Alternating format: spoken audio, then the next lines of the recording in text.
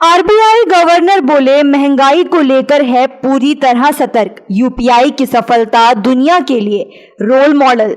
दिवाली के अगले ही दिन यानी 13 नवंबर 2023 को अक्टूबर महीने के लिए खुदरा महंगाई दर के आंकड़े जारी किए जाएंगे। ये उम्मीद की जा रही है कि खाद्य वस्तुओं की कीमत में नरमी से खुदरा महंगाई दर अक्टूबर में 5% के नीचे आ सकती है। इसी बीच आरबीआई गवर्नर शक्तिकांत दास ने कहा कि सेंट्रल बैंक महंगाई को लेकर पूरी तरह से सतर्क है। उन्होंने कहा कि आरबीआई मॉनेटरी पॉलिसी के जरिए देश की आर्थिक विकास को गति देने के साथ महंगाई पर काबू पाने में जुटी है। जापान की राजधानी टोक्यो में एक फिनटेक से जुड़े कार्यक्रम को संबोधित करते हुए आरबीआई गवर्नर ने कहा कि मॉनेटरी पॉलिसी कमी ने 2023 से 24 में 5.4% महंगाई दर का लक्ष्य रखा है, जो कि 2022 से 23 के 6.7% से कम है। उन्होंने कहा कि खाद्य वस्तुओं की कीमतों के बढ़ोतरी से लगने वाले झटकों के चलते महंगाई के बढ़ने का खतरा बना हुआ है। आरबीआई गवर्नर ने कहा कि जनवरी 2023 से लेकर अब तक कोल इन्फ्लेशन में 170% की कमी आई है, पर आरबीआई बेहद सतर्क है।